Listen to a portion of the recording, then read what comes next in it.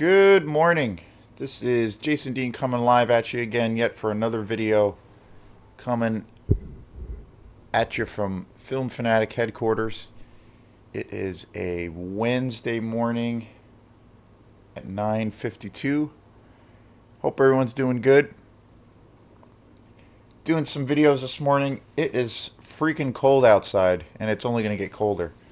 It's This winter weather-wise has been pretty strange. It's been all over the place. We've had a little bit of snow, but then we've had lots of days where it was in the 40s, almost even in the 50s. I remember on Christmas Day it was like 50 degrees. It might even been close to 60. It was like a weird spring-like day.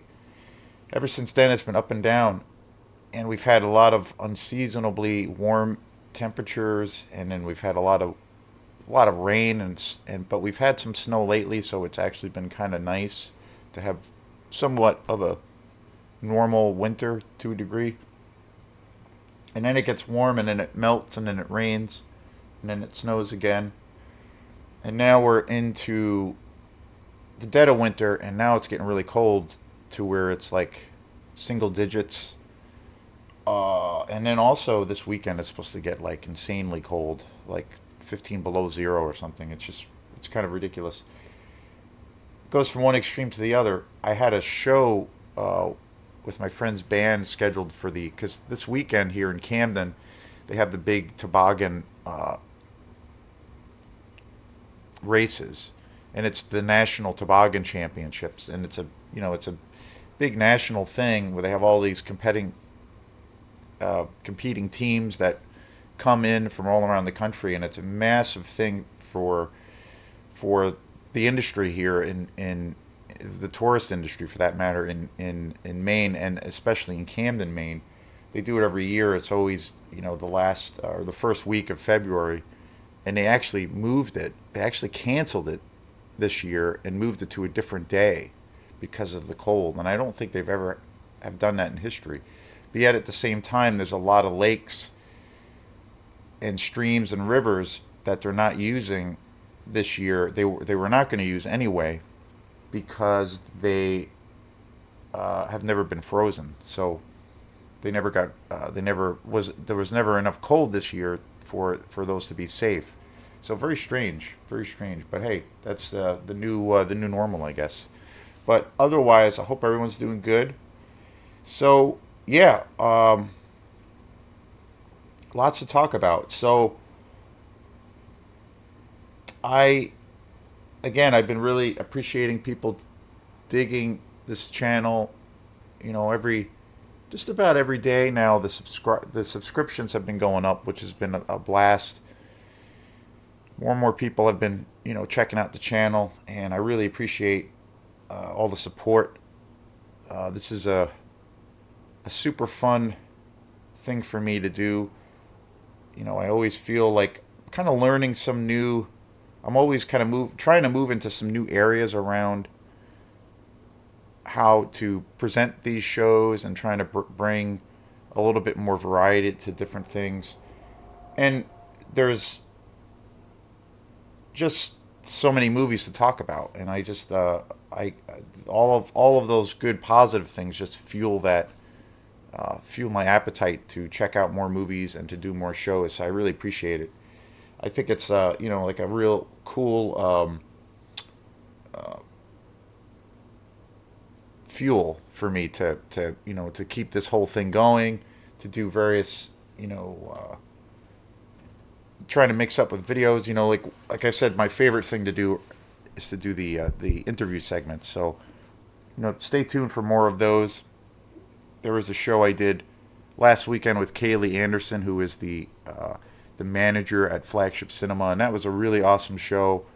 She was a fabulous guest. We got into some really cool territory, and she talked about it during the show. But then after we were done filming, she also said she felt it was really good because we talked about some issues and subjects around the film industry that are never ever really discussed, especially now in this day and age. and we kind of focused on, basically she's the manager of Flagship Cinema, and which is located in Thomaston. So basically, the whole show was centered on, how does a movie theater navigate with all of these challenges in our digital world that we live in. Mostly in regards to all of the streaming platforms that are available at people's fingertips to watch movies. So it's very interesting. There were two movies that we did talk about, and I remember I brought up that were, part of that whole thing. Two movies that I brought up were uh, Hellraiser, which was a Hulu original and it came out last year, and then also a newer movie that came out that I really want to see, which is called Prey, and it's the next or the most recent installment in the Predator franchise. And with Hellraiser, that was a movie that was never released in theaters. It was only shown, and I think even now it's a Hulu original production, and I think now it's been out for, I think it came out in like November of last year, and it's been since then, since its initial release online through Hulu, it's only been available since for at that page or at that site. And I'm not sure if there's going to be. There might be a theatrical. I'm not. There won't be a theatrical release. There was no. It never hit the theaters, and I think there might be a possibility of it being released on DVD or Blu-ray or 4K at some point in the future, like a physical copy of it. But I'm not positive. But again, I watched that film at a friend's house, and we watched it on through Hulu, and it was great. I really thought it was a really good kind of reimagining of the Hellraiser universe. I'm a huge fan of Clive Barker and also that franchise, particularly the first two. There's about, after the first two Hellraiser films, I think the second one is probably the best one, but the first one is just so amazing. The first one was directed by Clive Barker, and I believe he directed the second one. But there's about, I think, four or five other ones after that that are not very good. They're pretty bad, but it's a as a franchise itself, it's actually, it's quite large, and there's a real big fan base for it, and it's got a lot of acclaim. But I thought this latest rendition, which was not a sequel or like an origins movie, it was really just kind of a reimagining. And from what I've heard, from what people have said, they believed it was like almost closer to the original book or novel that was written by Clive Barker, which I've never read, but one day I will. But I did enjoy it quite a bit. But at the end of the day, I wish I got a chance to see it in the theater. It would have been really cool to see it on the big screen. One of my big pet peeves about watching things online is is just overall about the quality of how films are shown. And again, I don't really know exactly the ins and outs of the technology that's used for, say, the streaming platforms. But from a viewer's perspective, and from what I do know, I I do think that they use these various companies and streaming platforms use some form of compression to be able to stream their movies. And so what I've noticed just in my own time, when I've watched movies, say on a big screen at a theater, and then when I've watched movies on at home on Blu-ray with my surround sound system, and then I've watched, say, those same films, or just films in general, but usually sometimes those same films, when I've watched those films on like, say, Netflix or Hulu or Disney Plus or whatever there is, I noticed that the ratio for the streaming platforms, the pixelation, even the sound, the colors, like as far as if there are scenes of where there's a lot of light or there's scenes of where there's a lot of dark, and the pixelations, there seems to be a weird discrepancy where it kind of gets lost and it's not as clear. The biggest example for me when I really noticed that was a few years ago, when that movie Hereditary had come out. I really love Ari Aster, is kind of one of my favorite modern horror directors. I really think he is a real one of the best guys around. I think he's just a terrific filmmaker, and he really has a vision. I love all of his films so far that he's put out. With Hereditary and also Midsummer, and then the first film, which is a short film that he did, something about the Johnsons. Just tremendous films and riveting. They're all riveting and disturbing, and really, I feel at the core of his films, they're almost. I think the centerpiece of a lot of his films they're centered on like a family dynamic, and they're at the heart of a lot of his movies. Well, I feel with all three of his films, the heart of his films are the central piece or the central kind of framework is like a melodrama. It's usually centered on, to a degree, or it's 100%. It's centered on like the family, a family unit, and and the trials and tribulations around that, but then also people dealing with trauma, but within a family dynamic.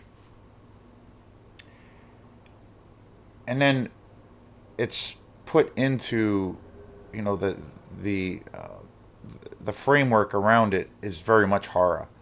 So it's very interesting. I think he has a real interesting approach where he has this, essentially the core of his films are melodramas, and they're about, they're really about strong characters, but essentially they're about family dynamics and all of, all of those complexities that involves. And then the framework and the dressing is very much in horror or suspense. I remember Hereditary really reminded me a lot of, in a lot of ways, it really reminded me of William Friedkin's The Exorcist, the original one. And I remember when that film had come out, before I had seen it, I didn't get a chance to see it in the theater, unfortunately, but when that film had come out, I remember some people, some reviews that I had come across, they had said that it was uh, very much, they thought it was very much influenced by the original Exorcist. And when after I saw it, I really saw that, and I got that sense that it definitely had that, it had a 70s vibe to it, but it was at the core of the story, it was about a family. But yet, Hereditary was not ripping off The Exorcist. It had a lot of influence. I could see a lot of the influence of The Exorcist, or at least that's what I got from it. But yet it was completely its own thing. But you could see the influence in it. Uh, because I feel like the original Exorcist, the core of that movie, the thing that makes that movie such a classic is the core of that film is, I believe, in my opinion, that it's a melodrama. It's essentially about a mother and daughter relationship. And to me, there was direct parallels between how, with the two, like the cores of both of those films. They're both essentially melodramas. And then, like sometimes I look at a movie like like for example, The Exorcist or Hereditary, as like kind of an onion, where like the core of it is about, a family dynamic, or all of this, all of the complex things that come along with that, and it's like kind of a character study. But then the outer shell of the onion is the are the trappings or the dressings of horror and the horror element or the horror environment and the horror aesthetic. So I feel like those films have that, and I think at the end of the day, make it gives those films a uniqueness, and it gives those films a real longevity because there's a lot of depth to them too. So, but anyway, so getting back to the streaming thing, I remember I had did not get a chance to see Hereditary on the big screen, which I wanted to, but I for whatever reason I didn't get a chance to see it. So the first time I saw it on DVD, and I really loved that film. That was my first film of Ari Aster's that I had ever seen. And then a few months later, I went over to a friend's house. Actually, no, I should say the first time I saw Hereditary, I saw it on Blu-ray. I had rented it at Opera House Video.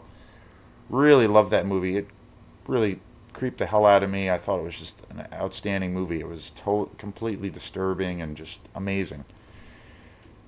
And so I saw it on Blu-ray, and then quite a few months later, I had watched it at a friend's house, and she had all the streaming platforms. I don't do any streaming. I used to have a Netflix account back quite a few years ago, but I don't have cable. I don't have any streaming services or anything. I have Wi-Fi and internet here, obviously at my house, and I use it for internet work and whatnot. But I don't use it for streaming, even though I can.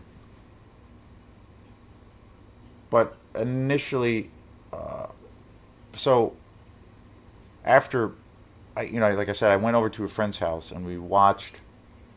She had Netflix and a bunch of the other streaming accounts, and we watched streaming services. And Netflix had Hereditary on it. She had never seen it, and we watched Hereditary on Netflix at her house. And she had a pretty decent TV, a pretty big, large TV. I can't remember the exact size, but it was pretty nice TV, bigger than this one I have. I have a flat screen TV. That's actually pretty good.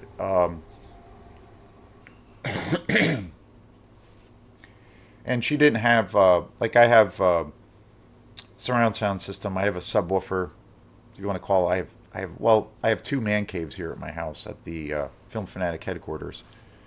In my living room, I have my Blu-ray player, DVD player, but I have a surround sound. I have a subwoofer and 5 speakers set up, and I have them all the speakers set up all around the living room. I have a couch and a couple of chairs to sit in, but I generally watch the films the films I watch sitting on my couch, and I have surround sound, so I got all the speakers around me, and that system is the one I use the most.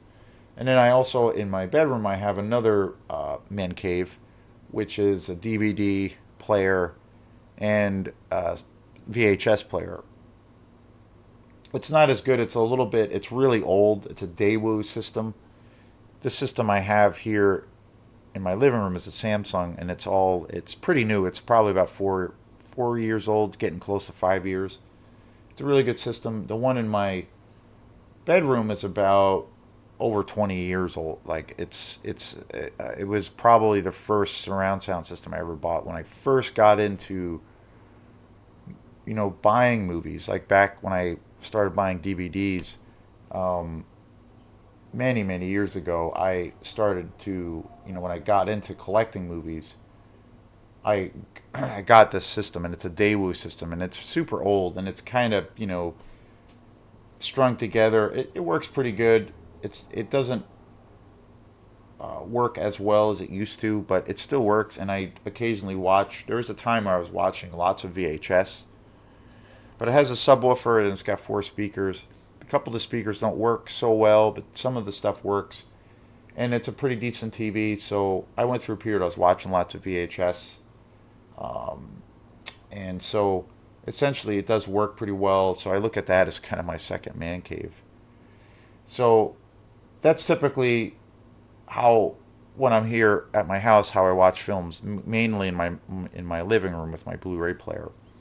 But anyway, so we watched Hereditary at my friend's house, and I noticed right away that when there were certain scenes where it was kind of dark, it was really hard to see.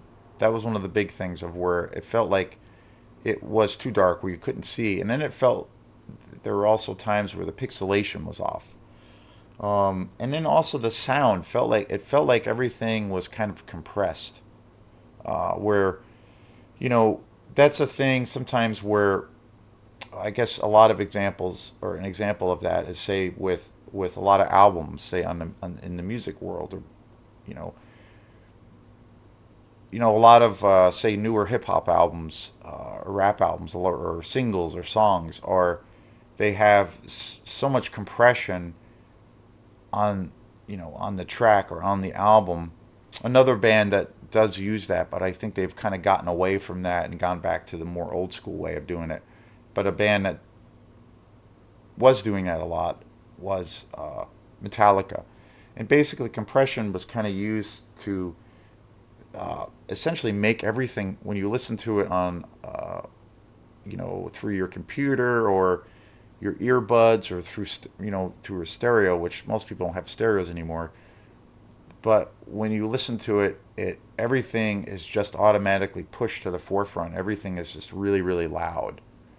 And so if you're even playing that music at a relatively low volume, everything is just like kind of in your face, and it's purposely produced this way so everything can be heard, and that it will be just be pumping on whatever device you're listening to it. Whereas, like, if you look at, say, albums that were done in the 70s or 80s or whatnot, there's a breathiness to a lot of those albums, and the music has a more natural, kind of organic sound, and the production is really great, but there's less emphasis on making the music loud, and nothing is like beefed up. There's no like, um, you know, um, I feel like a lot of new music in regards to that is kind of like injected with steroids, so it so it can be heard no matter where it is, as opposed to like letting the natural resonance speak for itself. So a lot of those classic records were recorded in a way of where it captured the real essence. There's a breathiness to the music. It's got a very organic, natural sound. It's not processed or beefed up, but there's an airiness to the music. Like you can hear. I feel like if you listen to older records, a lot of the times, there's a there's a you can hear the space more. There's a little bit more area of where you can hear the dynamic range for say a track or a song where there might be a quiet section or a louder section. You're able to, I feel, hear more of the dynamic range. It's not, but in comparison to, say, the examples I said before about compression, where that I feel like gets lost because everything is so loud. So the subtleties in the dynamic range are totally askew. So I got that impression too with the audio, from the audio in the soundtrack in the film score of Hereditary, watching it streaming, where it felt like everything was amped up, and it had this like uh, boxed like quality, where everything was pushed, and suddenly that dynamic range and that subtlety was gone. So that was the first one of the first times I noticed that, and since then I've noticed I have experienced that before when I've seen certain films on in streaming platforms, and I'm not too much of a stickler about things, but there's certain things I am. I'm pretty hardcore, to a point of where I kind of draw a line in the sand about certain things. But two things in particular is, I understand how technology, or I understand the necessity for it as far as people having access to content and the convenience of it. Like I understand that, and I can like um, have an open mindedness to that. But I also feel for me, it's like that person who is seeing content for the first time or listening to content for the first time is essentially selling themselves short of a true experience because of those technological uh, limitations and the compression that's used for streaming services, and also for various music, various albums that come out. So I'm pretty steadfast and very vehement about people going to the movies and seeing a film in that light, and also seeing a film on Blu-ray or 4K or even a really good quality DVD with like a surround sound system, something where there's like a physical copy. It to me, uh, it's it's a night and day difference. So, but that's so our show, the show that I did with Kaylee, we mostly talked about how they're able to, being as she's a manager of Flagship Cinema, how they're able to, the tricky terrain of how to navigate with competing with all these streaming services in this day and age. So it was really great. So this movie that I'm going to be talking about today is a movie that I have loved for an incredibly just an probably, well, the first time I saw it as a kid, and ever since then it's been just I've had a real love for this film. It's lasted for years. It's lasted kind of decades, and that's the original Last House on the Left by Wes Craven. This came out in 1972, and to me, it's one of the most gut wrenching, horrific exploitation movies that there is. I remember seeing this film as a kid, and it literally scared the shit out of me. Wes Craven is probably just one of the greatest, one of the most iconic directors, American directors around. He made so many great films. He's probably most well known for the Nightmare on Elm Street franchise, Freddy Krueger, and also more recently creating the Scream franchise, which is a franchise I do like, and it's something I do want to explore more. There's a lot of those films that I haven't seen, but I do like them. I do really, I actually really love the first Scream. I haven't. It's funny because I keep hearing about, because I know there's a new Scream coming out this year, and I've heard that the other films, and there's quite a few. I think there's like maybe 6 or 7 films now in the franchise. I could be wrong.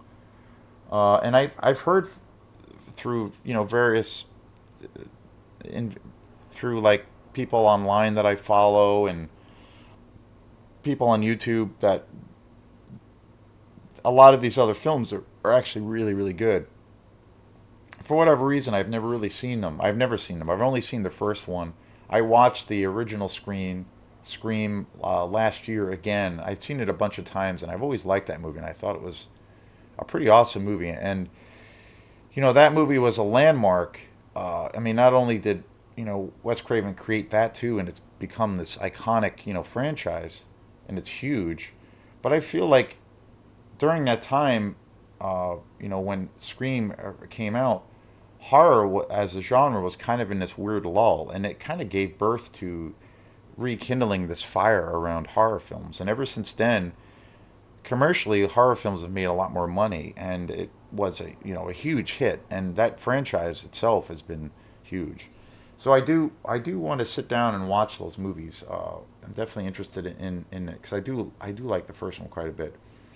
But Wes Craven, I mean, in the 70s and 80s, again, like he's probably most well known for creating Freddy Krueger and the Nightmare on Elm Street franchise.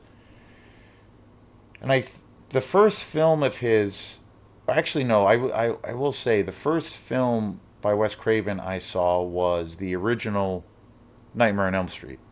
It was, that's an iconic movie. It's classic. I love that franchise as well. Um, I love the first three of those three films. The first one just being iconic, and I actually really loved, and I believe it was the last one that they did in the franchise, where it's the I think it's called the New Nightmare, and it's completely original, totally kind of innovative in a way. And Craven also directed that, and I actually really love that movie a lot. That's one of my favorite films in the franchise. But Wes Craven, I mean, he was such an iconic actor. I'm sorry, director and creator of just all of these great iconic horror films. Back in the day. I mean, he really was a trailblazer. He passed away a few years ago, which was really unfortunate. But such an awesome guy, just so amazing. And his body of work is just incredible. Nightmare on Elm Street, which came out in 1984. All of the Scream films that came out. Um, the Last House on the Left, which is going to be this film I'm going to be talking about. The Hills Have Eyes, which is another film of his that I just think is just amazing. I think one of the greatest horror exploitation movies ever made. Um, the People Under the Stairs is another movie he did. A more recent film, Red Eye, which came out in 2005. Um, Shocker, um, Serpent and the Rainbow, which I always forget that he directed, which is a really great movie. Vampire in Brooklyn with Eddie Murphy. I haven't seen that in years. I've heard that's really good. Another film of his, which I have never seen, and I've heard it's actually really good. It's a werewolf movie called Cursed. I've never seen it. Um, he actually did a reboot of Dracula, or a remake of Dracula in 2000, which is actually pretty decent. That would be good to see again. Another one of his films that I really, really love is the original Swamp Thing, which came out in 1982. I love that movie to death. Um, Wishmaster was another film. Another movie of his that he did was Never Sleep. Um, Deadly Blessing, a 1981 film that he did. Uh, Stranger in a House, another Wes Craven film. I mean, just a crazy, crazy legacy that he had, with all the films he did. Body Bags, which is a really crazy movie. Um, yeah, just so great. And so again, there's so many of his films that I love, but I kind of feel like for me, the Hills. I'm sorry, the Last House on the Left is probably my favorite film of his. Um, Again, the first Wes Craven movie I saw was Nightmare on Elm Street. And that movie was great. I mean, it's iconic. It introduced Freddy Krueger to the world. It was the first film that starred Johnny Depp, and he went on to become a rock star actor. And that movie was really innovative in a lot of ways, and it kind of took this uh, the nightmare scenario around horror, and made it to where uh, it was something tangible, but then it was centered on the idea of dreams and nightmares. And suddenly, I think it was a form of like a new form of elevated horror that had a realistic thing to it, because we all have dreams at night. And that movie went on, that's, part of our culture. I mean, it's one of the most iconic movies ever, one of the biggest franchise ever. Freddy Krueger is as American as apple pie due to Wes Craven. Freddy Krueger is one of the one of the iconic monsters. So it was a trail. That movie was a complete trailblazer, and set the world on fire in the horror world. But it wasn't until quite a few years later I saw. Well, actually, no, it was actually around.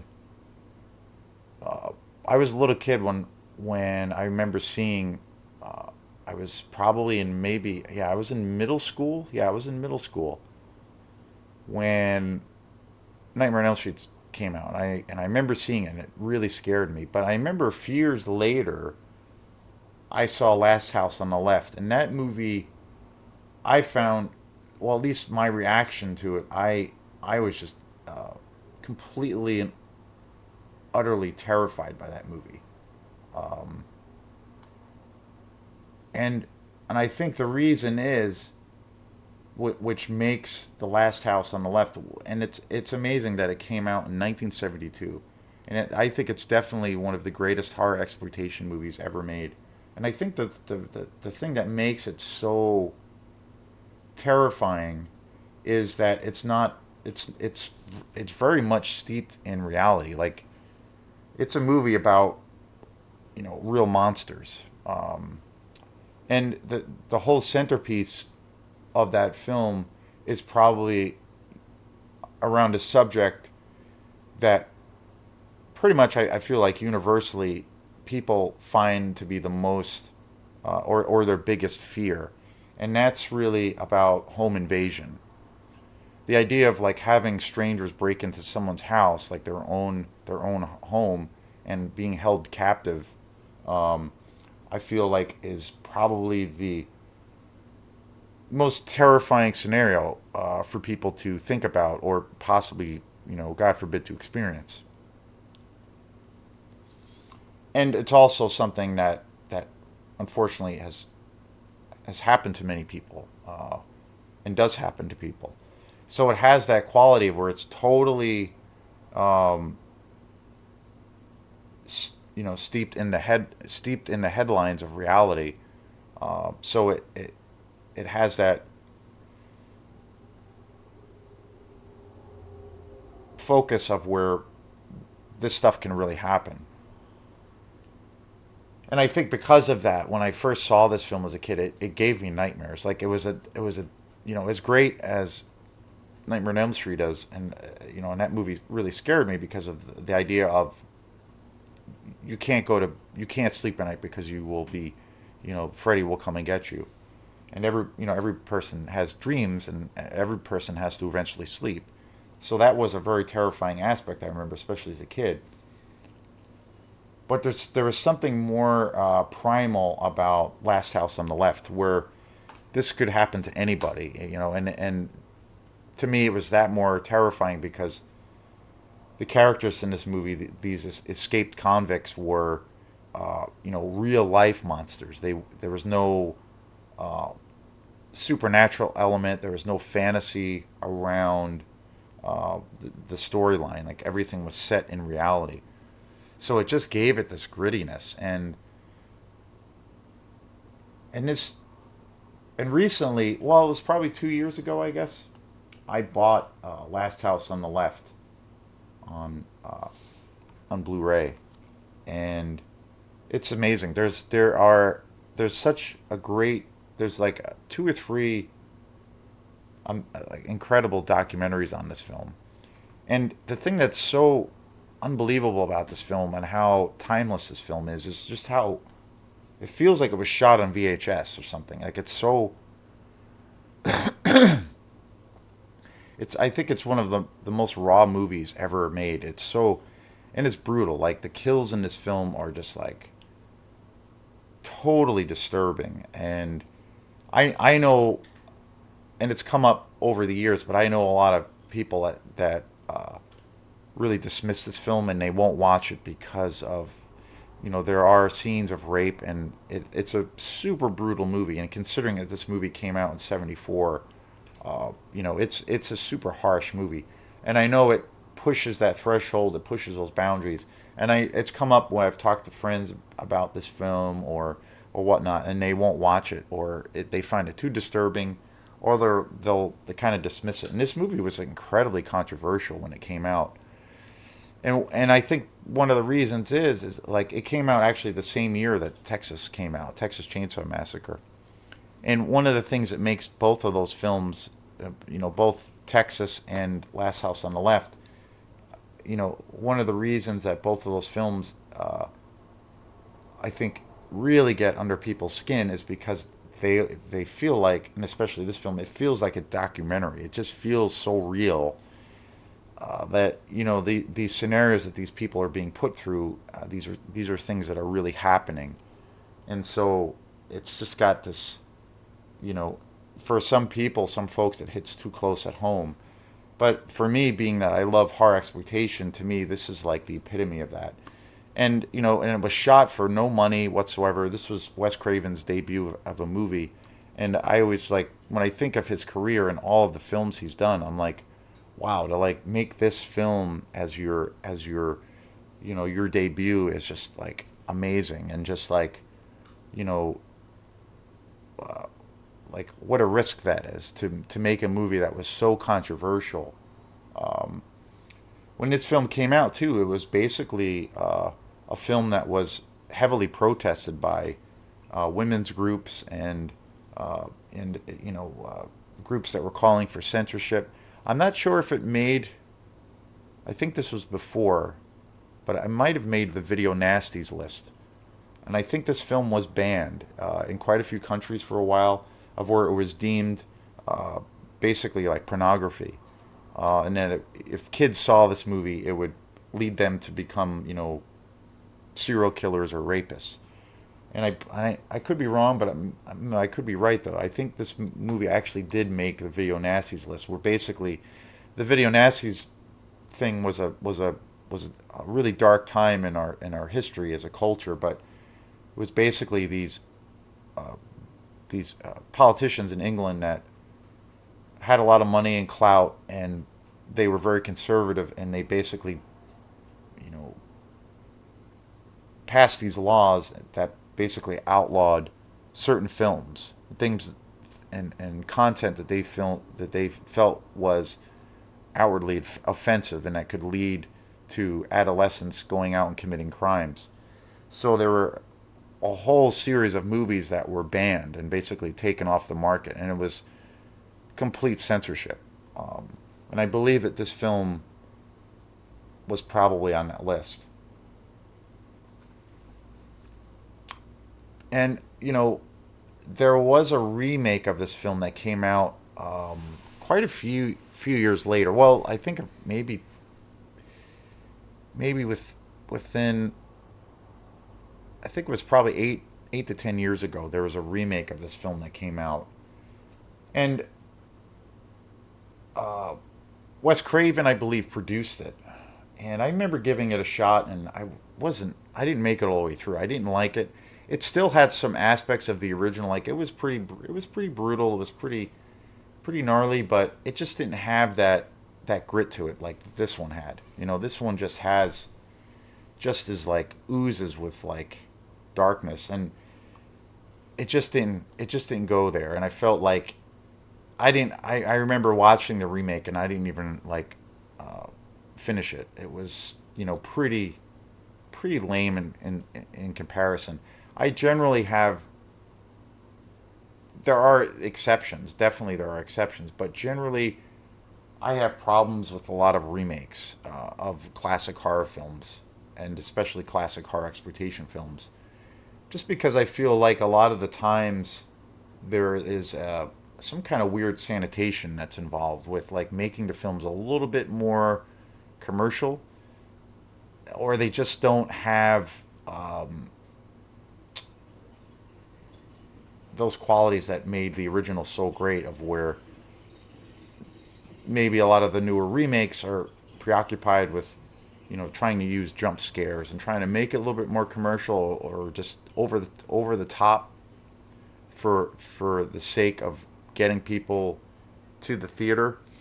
I think there are exceptions of that. I actually really think the remake of Texas Chainsaw Massacre is actually a really awesome movie. It's different, but it still has that super gritty, down and dirty, nasty vibe that the original had. And I actually really love the remake of Texas. I didn't really like it when I first saw it, but I bought it last year and I've watched it a couple times. It's gonna be a movie I'm gonna eventually do, and I think it's really good. I was really really impressed with that movie, the remake, because I love Texas, the original. That's one of my all-time favorite movies. Other examples of that, I feel that where it was a really good remake was The Invisible Man. That movie is just amazing. I love that movie to death. I actually think it's better than the original, and the original stories, because there's a few different versions of the original story of The Invisible Man. And also, I think the other one that's really, really good is Evil Dead. The other, or I don't know if it's a remake. It's kind of its own separate thing, but I kind of look at it as a remake to a degree, and I think that movie is just amazing. Like, it's so awesome, but it's totally different. It's original. So there are, I feel like there's definitely, exceptions to that. But I feel like the Last House on the Left remake, not really a big fan. I thought it was kind of a watered down version of it. I wasn't a big fan. Another example, which I thought was a really bad example, was the remake of RoboCop. Like, it had some interesting ideas, but it was basically a PG-13 rated version of that iconic movie. Um, and there's quite a few. The Fog is another one. John Carpenter, one of his greatest movies, one of my favorite all-time horror movies. The Fog remake is pretty awful. So there's quite a few. I think the bad outweighs the good, but again, getting back to this movie, I had only seen this movie on back when I was a kid. I remember seeing it on VHS, seeing it on cable, and this movie, I'll never forget the first time I saw it. Just scared the crap out of me. And I've seen this movie a whole bunch of times, and then about 2 years ago or so, I bought this on Blu-ray, and I was just like, wow, like this is an amazing collection.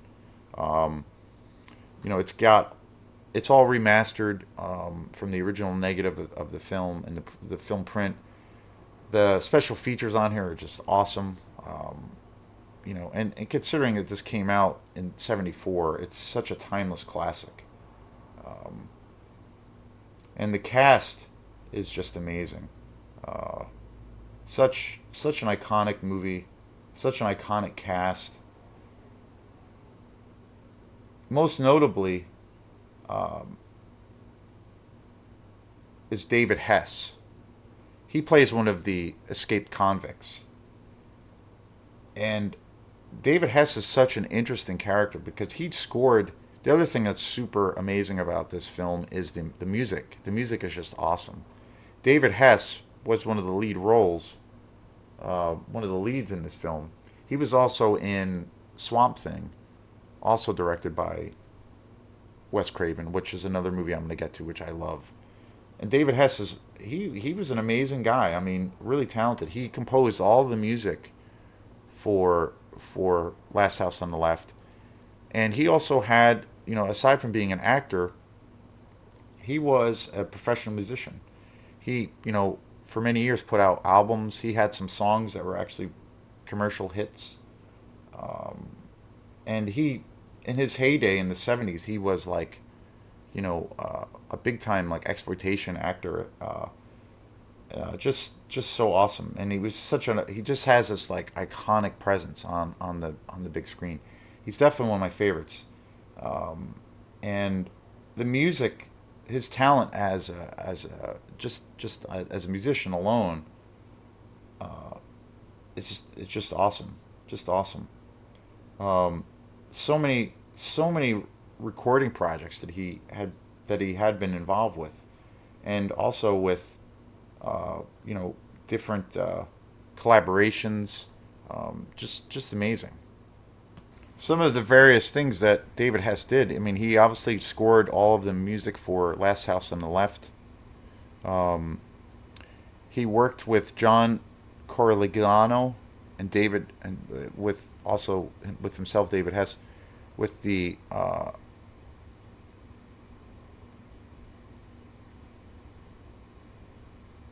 Naked, or he worked with the Detroit Symphony Orchestra. He composed music for operas also as well. Um, Caught in the Moment was one of his albums that he put out. Uh, he did um,